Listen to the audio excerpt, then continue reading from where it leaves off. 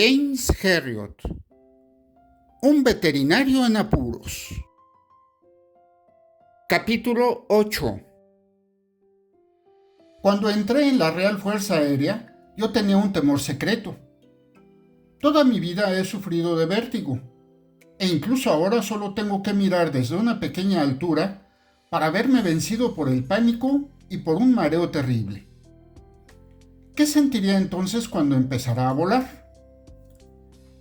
Según resultó, no sentí nada. Podía mirar hacia abajo desde la cabina abierta a cientos de metros en el espacio, sin un estremecimiento, de modo que mi temor carecía de fundamento. También tuve mis temores en la práctica de la veterinaria, y en los primeros tiempos, lo que mayor pánico me producía era el Ministerio de Agricultura. Una declaración extraordinaria quizá, pero cierta. Era la parte burocrática lo que me asustaba. Todos aquellos formularios.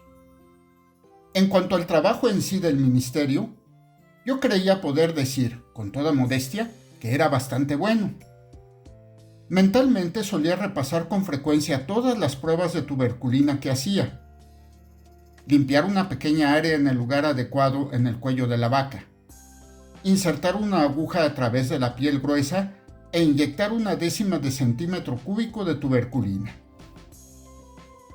Era en la granja del señor Hill y yo estaba observando el satisfactorio guisantito intradermal que se alzaba bajo la aguja. Así era como debía ser, y cuando todo iba bien, uno sabía que estaba haciendo realmente un buen trabajo y comprobando si el animal tenía tuberculosis. «Esta es la número 65», dijo el granjero. Y su rostro adoptó una expresión dolida cuando yo comprobé el número en la oreja. «Está perdiendo el tiempo, señor Herriot. Tengo la lista, y en perfecto orden. La escribí especialmente para usted, para que pudiera llevársela». Yo tenía mis dudas. Todos los granjeros están convencidos de que sus informes del ganado son impecables. Pero ya me había visto en dificultades anteriormente. Parecía tener el don de cometer todos los errores burocráticos posibles, y no necesitaba ayuda alguna por parte de los granjeros. Sin embargo, era tentador. Miré la larga lista de cifras que colgaba de aquellos dedos callosos. Si la aceptaba, me ahorraría mucho tiempo. Aún quedaban más de 50 animales a los que hacer el test y tenía la obligación de repasar otros 2 rebaños antes del almuerzo. Miré el reloj. Maldición. Iba muy retrasado en el programa y empezaba a sentir la frustración de costumbre. «De acuerdo, señor Hill. Se la acepto y muchas gracias». Me metí la hoja de papel en el bolsillo y seguí avanzando por el establo, recortando el pelo e inyectando a toda velocidad. Una semana más tarde, las palabras que tanto temía saltaron hacia mí desde el libro Diario Abierto. «Llame Min». Esta frase críptica, con letra de la señorita Harbotley, tenía la facultad de helarme la sangre con más rapidez que cualquier otra. Significaba, sencillamente, que debía telefonear a las oficinas del Ministerio de Agricultura. Y cuando nuestra secretaria escribía esas palabras en el libro, quería decir que yo me había metido otra vez en un lío. Extendí una mano temblorosa hacia el teléfono. Como siempre, contestó a mi llamada Kitty Pattison, y detecté un tono de piedad en su voz. Era una muchacha muy atractiva, a cargo del personal de la oficina, y estaba al tanto de todas mis pifias. En realidad, y si era un asunto muy trivial, solía llamarme la atención al respecto personalmente. Pero cuando era una auténtica metedura de pata, tenía que tratarlo con el jefe, Charles Harcourt, el inspector de división. «Ah, señor Herriot», dijo Kitty con ligereza. comprendí que simpatizaba conmigo, pero que no podía remediar aquello. El señor Harcourt quiere decirle unas palabras. Ya estaba. La frase terrible que siempre me desbocaba el corazón. Gracias, dije ahogadamente, y aguardé una eternidad hasta que me conectaron con él. ¡Harriet! Aquel vozarrón como un trueno me hizo dar un salto. Tragué saliva. Buenos días, señor Harcourt. ¿Cómo está usted? Voy a decirle cómo estoy. ¡Hasta la coronilla! Me imaginaba con toda claridad su rostro de hermosos rasgos y buen color, ahora colérico y muy enrojecido, y el brillo de los ojos verdosos. Estoy medio loco en realidad. ¡Oh, no! Es inútil decir ¡oh, no! Eso es lo que me dijo la última vez cuando le hizo una prueba a una vaca de Frankland, que llevaba muerta 2 años. Algo muy curioso. No sé cómo se las arregló. Ahora he estado repasando su prueba en la granja de Hill de Highview, y usted les ha hecho el test a 2 vacas, la número 74 y la 103. Ahora bien, nuestros informes demuestran que él vendió las 2 en la subasta de Broughton hace 6 meses. De modo que usted ya ha vuelto a hacer un milagro. Lo siento. Por favor, no lo sienta. Sí es maravilloso lo que hace usted. Tengo todas las cifras aquí, incluidas las medidas de la piel. Todo. Incluso descubrió que ambas eran animales de piel fina, a pesar de que las 2 estaban a 25 kilómetros de distancia. ¡Qué listo! Bueno, yo... Muy bien, Harriet. Ahórreme la comedia. Voy a repetírselo por última vez y espero que me esté escuchando. Se detuvo y casi pude ver cómo erguía los hombros mientras ladraba al teléfono. ¡Examine las malditas orejas en el futuro! Empecé a hablar con volubilidad. Sí, lo haré, señor Harcourt. Le aseguro que a partir de ahora... Muy bien, muy bien. Pero algo más. Hay mucho más. ¿Algo más? Sí, no he terminado todavía. La voz adoptó un tono de agotamiento. ¿Puedo suplicarle que trate de recordar aquella vaca que retiró a Wilson en Low Parks según la regulación de TV? Me clavé las uñas en la palma. Ahora estábamos metidos en un buen lío. Sí, lo recuerdo. Bueno, Harriet, muchacho. ¿Recuerdas la charlita que sostuvimos acerca de los formularios? Charles intentaba mostrarse paciente, porque era un hombre decente, pero le costaba muchísimo. ¿Es que no entendió nada de lo que le dije? Pues sí, claro. Entonces, ¿por qué no me envió un recibo cuando la sacrificaron? ¿Un recibo cuando...? Es que yo no lo hizo. Y sinceramente no puedo comprenderlo. Lo repasé todo con usted y punto por punto. La última vez que se le olvidó enviar una copia del acuerdo de valoración. Oh, señor, lo siento realmente. Un profundo suspiro me llegó del otro extremo. ¿Para lo que me sirve eso? Hubo una pausa. Verá lo que vamos a hacer. Repasemos el procedimiento una vez más. ¿Quiere? Sí, no faltaba más. Muy bien. En primer lugar, cuando encuentre un animal infectado, envía el B205-DT, formulario A, que es el aviso de que se exige la retención y aislamiento de la res. Luego, y podía oír sus palmadas sobre la mesa mientras seguía enumerando los puntos. Luego el B207DT, formulario C, notificación de que se aconseja el sacrificio. Luego el B208DT, formulario D, certificado de la autopsia. Luego el B196DT, informe del inspector veterinario.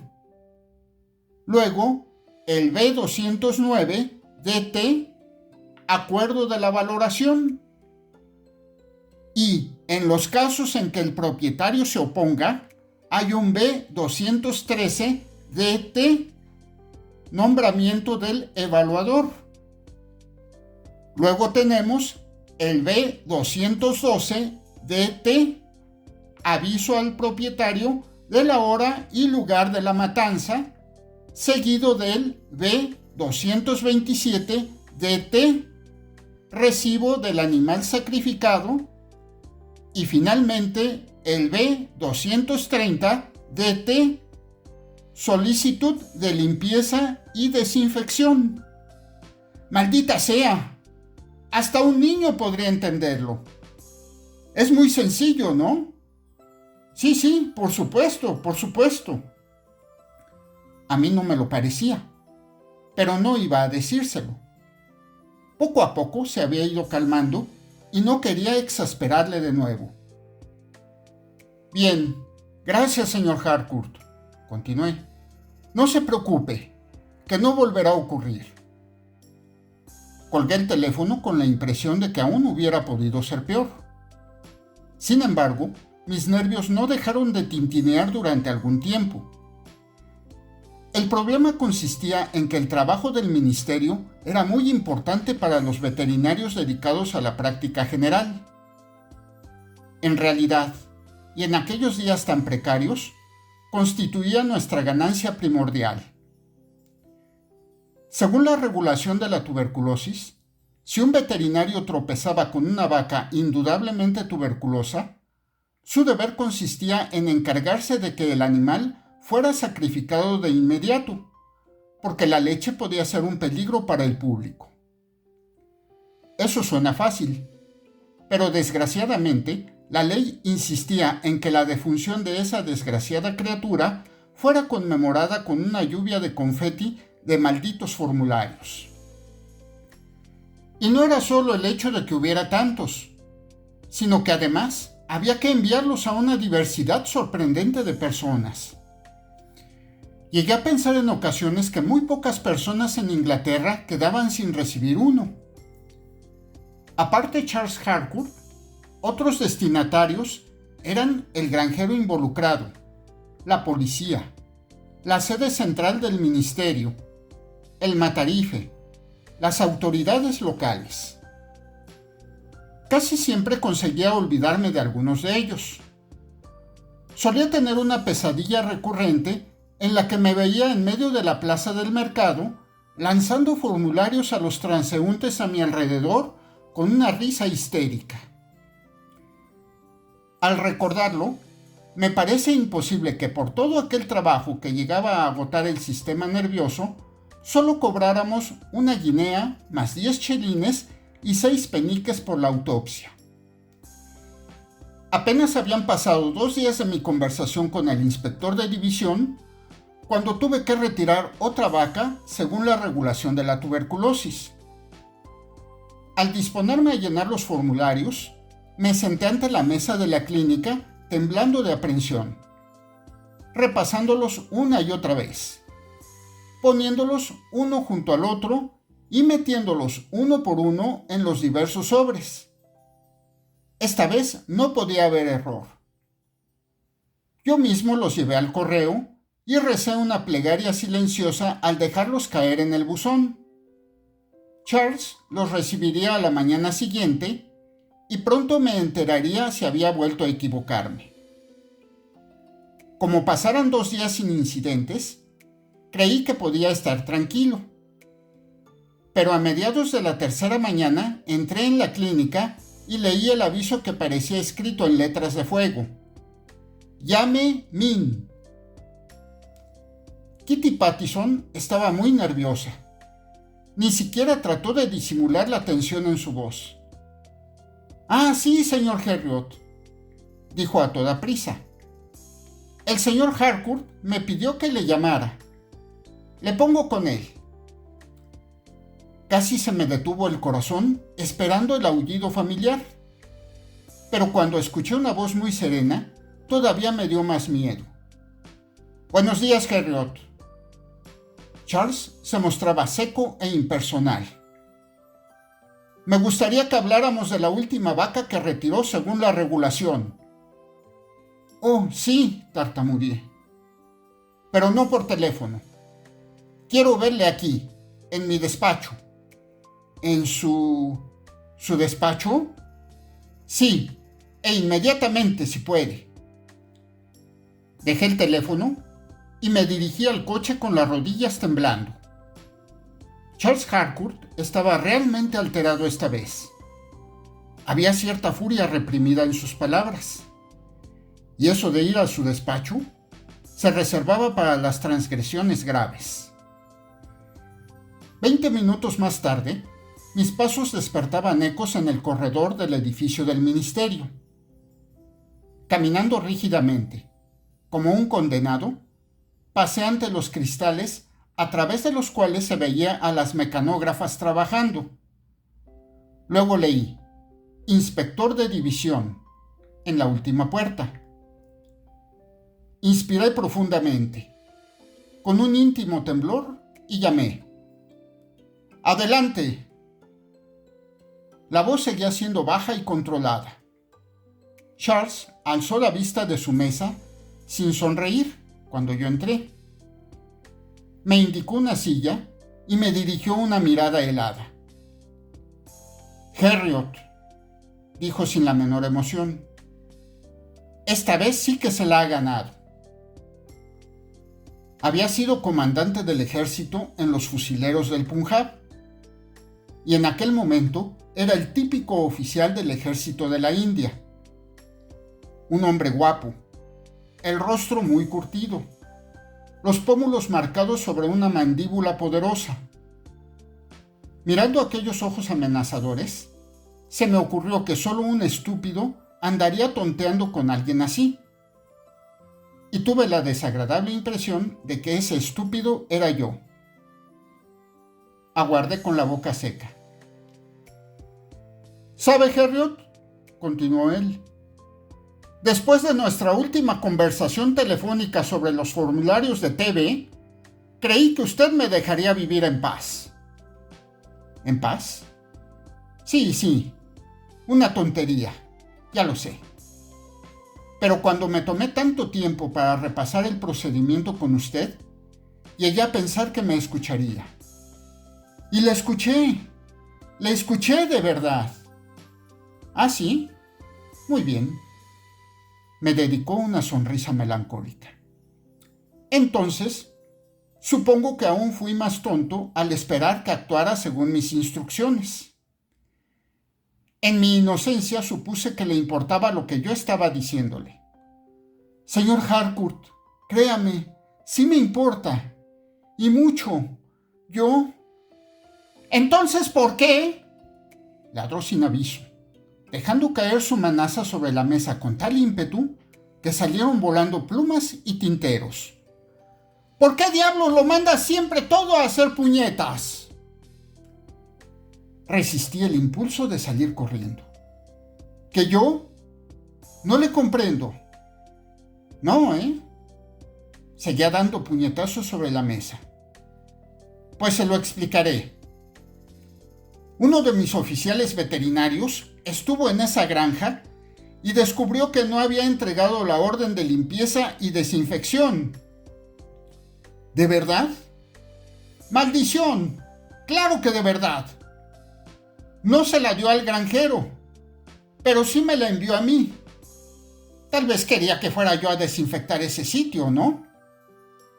Le habría gustado que me fuera hasta allí, agarrar una manguera y empezar a trabajar. Pues iré, si eso ha de hacerle más feliz. ¡Oh, no! Por lo visto, aún no estaba satisfecho con el escándalo que organizaba, porque ahora empezó a descargar las dos manos a la vez sobre la mesa con una fuerza terrible, sin dejar de mirarme con ojos de loco. «Harriot», gritó, «solo me interesa que me conteste con sinceridad a una pregunta. ¿Quiere este condenado trabajo, sí o no? No tiene más que decir una palabra y se lo encargaré a otro veterinario. Y puede que así vivamos mejor los dos.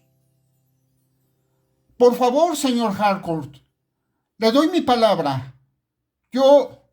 Nosotros deseamos mucho ese trabajo». Y la verdad es que yo hablaba en serio. El hombretón se echó atrás en la silla y me miró unos instantes en silencio. Luego echó un vistazo a su reloj. «Las 12:10», murmuró. «El mejor momento para tomarnos una cerveza en el León Rojo antes del almuerzo». Ya en la cervecería se tomó un buen trago. Dejó el vaso con todo cuidado sobre la mesa ante él y se volvió a mí con aire de cansancio. «¿Sabe, Harriot? Me gustaría que dejara de hacer todas estas tonterías. Está acabando conmigo». Le creí. Su rostro había perdido color y las manos le temblaban ligeramente al tomar de nuevo el vaso. «De verdad que lo siento muchísimo, señor Harcourt. No sé qué pudo ocurrir. Le aseguro que esta vez traté de hacerlo bien y que haré todo lo posible para evitarle problemas en el futuro». Asintió unas cuantas veces. Luego me dio un golpecito en el hombro. Está bien. Tomemos otra copa». Se acercó a la barra y trajo las bebidas. Y entonces sacó del bolsillo un paquetito envuelto en papel marrón. «Un pequeño regalo de boda, Harriot. Sé que va a casarse pronto. Se lo regalamos mi mujer y yo, con nuestros mejores deseos». No supe qué decir. Desgarré a toda prisa el papel y vi un pequeño barómetro cuadrado. Me abrumó la vergüenza y murmuré unas palabras de gratitud. Aquel hombre era el delegado de zona del ministerio, y yo el más novato e inferior de sus subalternos.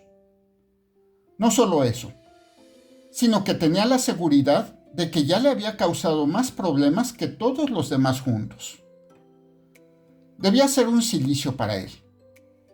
No tenía obligación ninguna, pues, de regalarme un barómetro. Esta última experiencia agudizó mi pánico ante la presentación de formularios, hasta el punto de rogar cada día porque pasara mucho tiempo sin tropezarme con otro animal tuberculoso. Pero el destino decretó que hubiera de encargarme varios días de las inspecciones clínicas. Y así fue como examiné la vaca de raza Ayrshire del señor Moberley, como una premonición de desastre. Una tosecilla suave me hizo detenerme y examinarla más de cerca, y a medida que estudiaba, se me caía el alma a los pies. Ya tenía otra. La piel ligeramente tensa sobre los huesos. La respiración un poco acelerada. La tos breve pero profunda. Afortunadamente, ahora no se ven vacas así, pero en aquellos días eran demasiado comunes. Pasé junto al animal y examiné la pared fronteriza.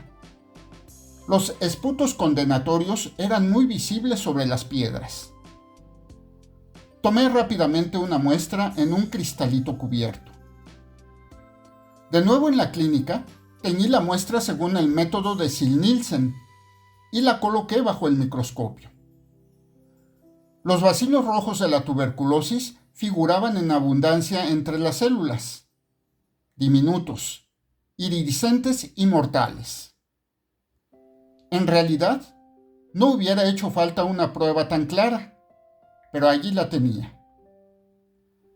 Al señor Moberley no le hizo ninguna gracia cuando le dije, a la mañana siguiente, que había que sacrificar a aquel animal. No es más que un ligero resfriado, gruñó. Los granjeros jamás acogían con gusto la idea de que una de sus mejores productoras de leche fresca fuera retirada por un burócrata insignificante como yo. Pero supongo que será inútil discutir con usted. Le aseguro, señor Moberley, que no hay duda al respecto. Examiné la muestra anoche y... ¡Oh, déjelo estar! El granjero agitó una mano con impaciencia. Si el maldito gobierno dice que hay que matar a esa vaca, se la sacrifica y en paz. Pero recibirá una compensación, ¿no? Sí. ¿Cuánto? Pensé a toda prisa. Las regulaciones declaraban que había de valorarse al animal como si fuera a venderse en el mercado público en su estado actual. El mínimo eran 5 libras. Y sin duda una vaca tan flaca entraría en esa categoría.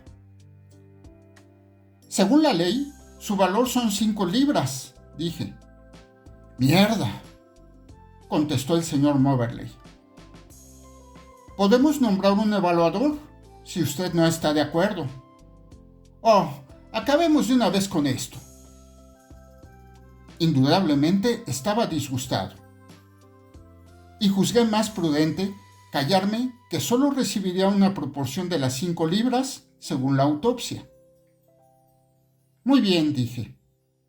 Llamaré a Jeff Mallock para que se la lleve lo antes posible.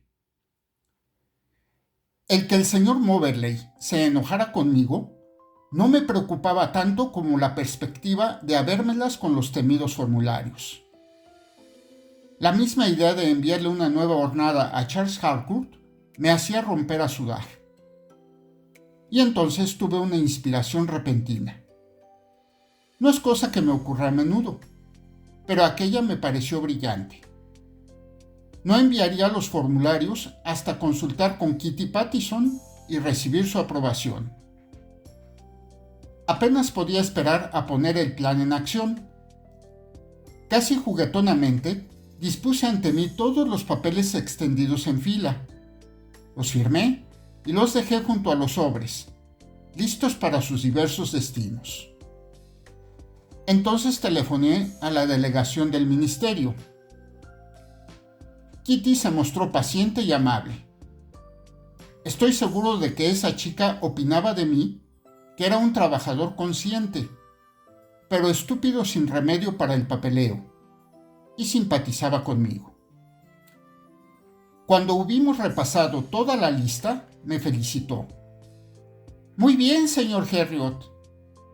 Esta vez sí que los tiene todos bien.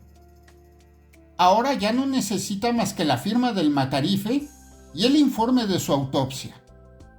Y puede estar bien tranquilo. Bendita sea, Kitty. Me ha devuelto la vida. Y así era. La impresión de alivio que sentía resulta indescriptible. La seguridad de que esta vez no habría protestas ni devoluciones de Charles era como cuando al fin sale el sol entre nubes oscuras. Incluso sentía deseos de cantar cuando me fui a casa de Mallock y quedé con él que recogería la vaca. Téngamela dispuesta mañana para la inspección, Jeff, dije, y seguí mi ronda con el corazón alegre. Al día siguiente, me extrañó que el señor Moberley me llamara con grandes muestras de agitación desde la puerta de su granja. Al acercarme, lo encontré terriblemente nervioso. ¡Eh!, gritó. Acabo de volver del mercado y mi mujer me dice que ha venido Mallock. Sonreí. Claro, señor Moberley. Recuerde que le dije que hoy se lo enviaría para que recogiera a su vaca. Todo eso ya lo sé. Hizo una pausa y me miró furioso. Pero es que se ha llevado la que no es. ¿La que no es? ¿La que no es qué? La vaca que no es, caray. Se ha largado con la mejor vaca de mi rebaño. Una Ayrshire de pedigrí. La compré en Dumfries la semana pasada y me la habían entregado esta misma mañana. El horror me invadió en oleadas. Le había dicho al desguazador que recogiera la Ayrshire que estaría aislada en el establo independiente del patio. Y también el nuevo animal ocuparía una casilla después de su llegada. En mi imaginación veía a Jeff y a su ayudante haciéndola subir por la rampa a su camioneta. Y eso es responsabilidad suya, para que lo sepa. El granjero alzaba un índice amenazador. Si me mata esa vaca, usted tendrá que responder por ello. No tenía que decírmelo. Habría de responder por ello ante muchas personas, incluido Charles Harcourt. Llame inmediatamente a Maloc por teléfono, logré decir jadeante. El granjero abrió los brazos. Ya lo he intentado, pero no contesta nadie. Seguro que la mata antes que podamos impedírselo. ¿Sabe cuánto pagué por esa vaca? Eso no importa ahora. ¿Por dónde se fue? Me ha dicho mi mujer que se fue hacia Grampton, y hace unos 10 minutos. Puse en marcha el motor. A lo mejor ha ido a recoger otras bestias. Me voy a buscarle. Con los dientes apretados y los ojos muy abiertos, salí rugiendo por la carretera de Grampton. La enormidad de esta última catástrofe era más de lo que yo podía asimilar. Un formulario equivocado ya era bastante malo, pero lo de la vaca equivocada resultaba inimaginable. Sin embargo, había sucedido. Charles acabaría conmigo esta vez.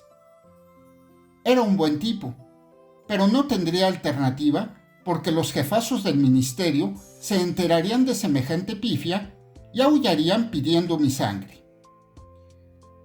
Registré febrilmente, aunque en vano, todas las entradas de las granjas en el pueblo de Grampton, mientras lo cruzaba como un rayo.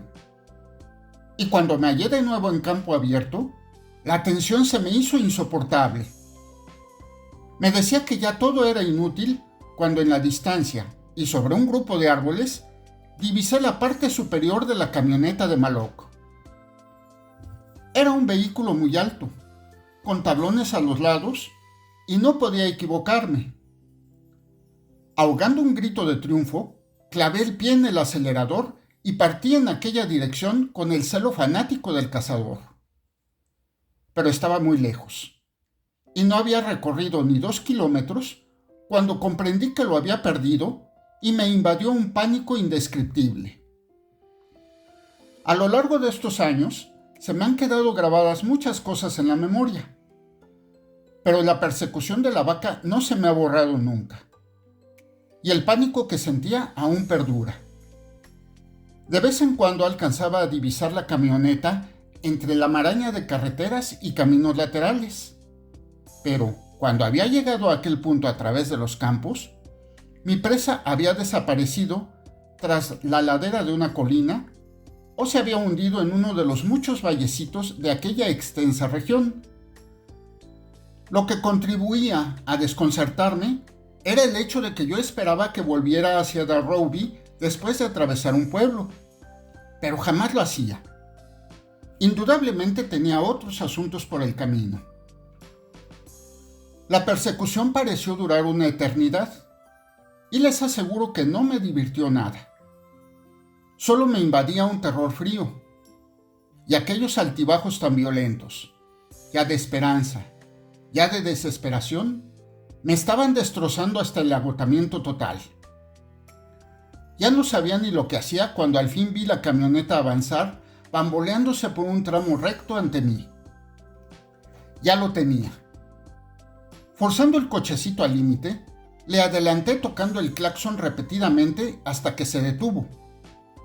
Frené sin aliento ante ella y bajé de un salto para empezar con las explicaciones. Pero al mirar en la cabina del conductor, se me borró la sonrisa que ya iniciaba.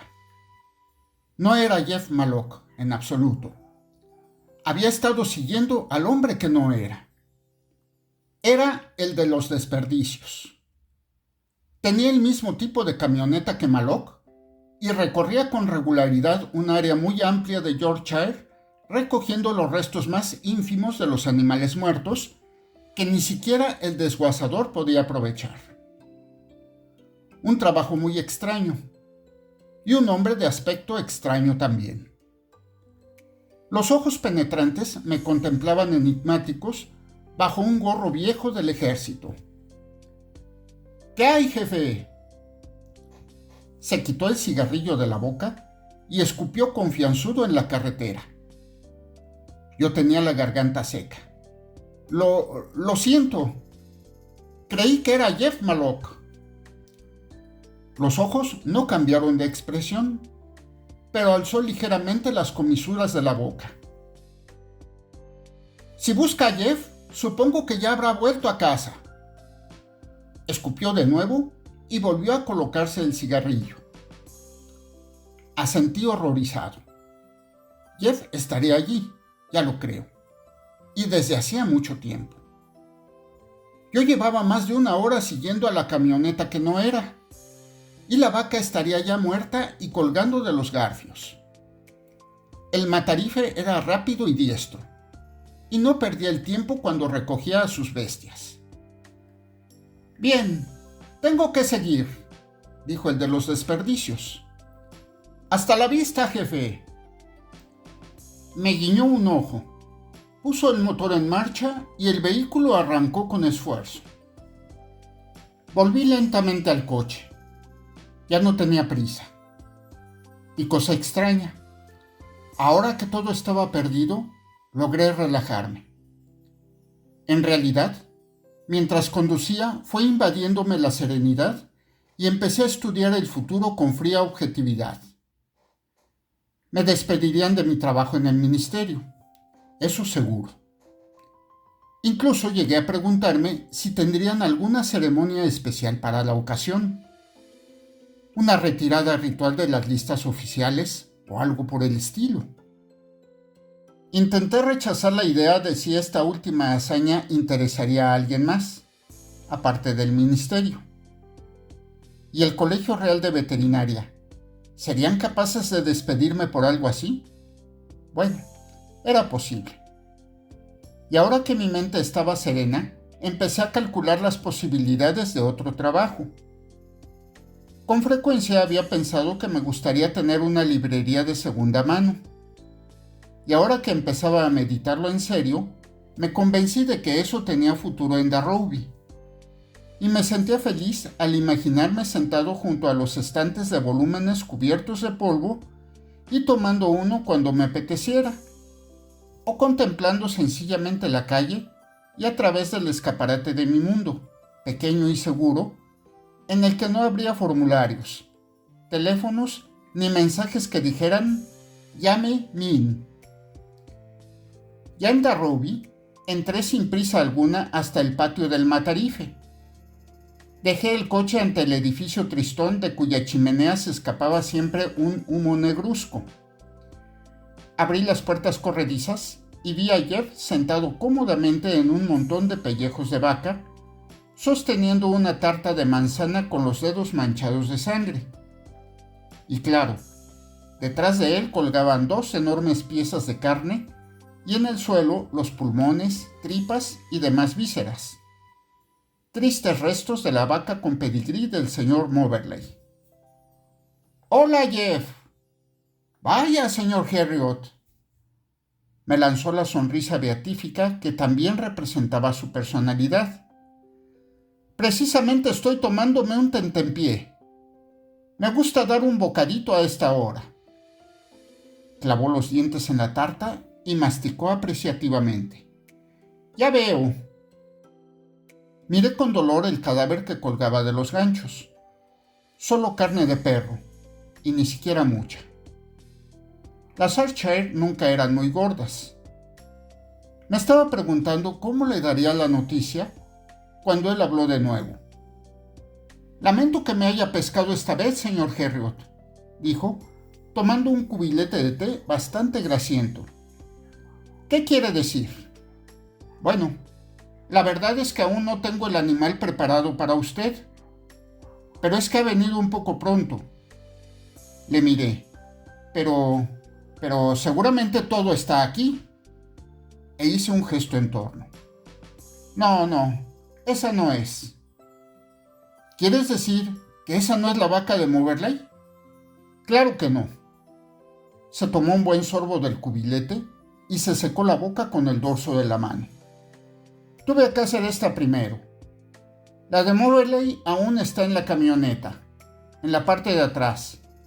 ¿Viva? Pareció levemente sorprendido. Pues claro, ni siquiera le he puesto un dedo encima. Y me parece demasiado buena para el matadero. Creí que me desmayaba de alivio. No es para el matadero, Jeff. Esa que tienes ahí es la que no es.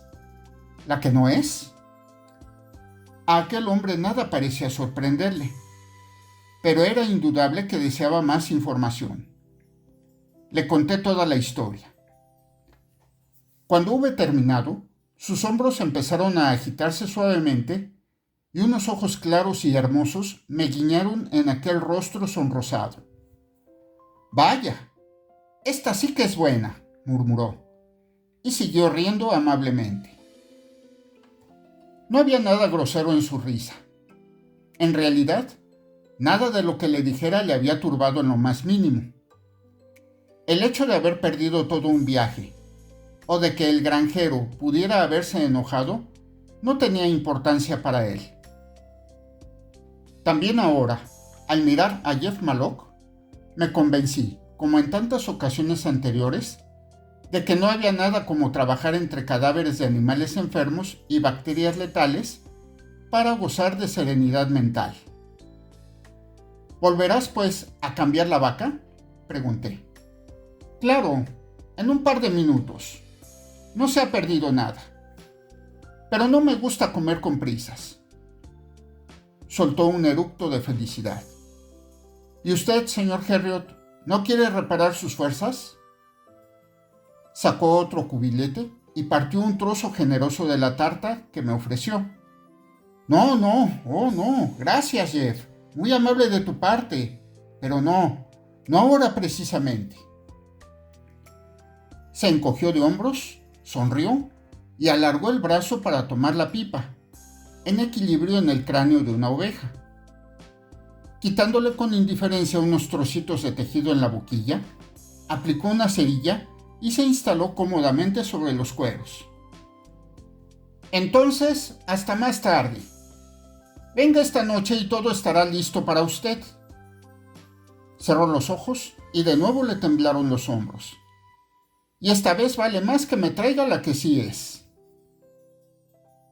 Debe de hacer más de 20 años que no he retirado una vaca por la regulación de TB, porque esos casos clínicos son ahora muy raros. Las palabras «ya me min» ya no tienen el poder de helarme la sangre, y los formularios terribles que me aterrorizaban yacen olvidados y amarillentos en el fondo del cajón. Todo eso ha desaparecido de mi vida, y Charles Harcourt también, pero le recuerdo cada día cuando contemplo el pequeño barómetro que sigue colgado en una pared de mi habitación.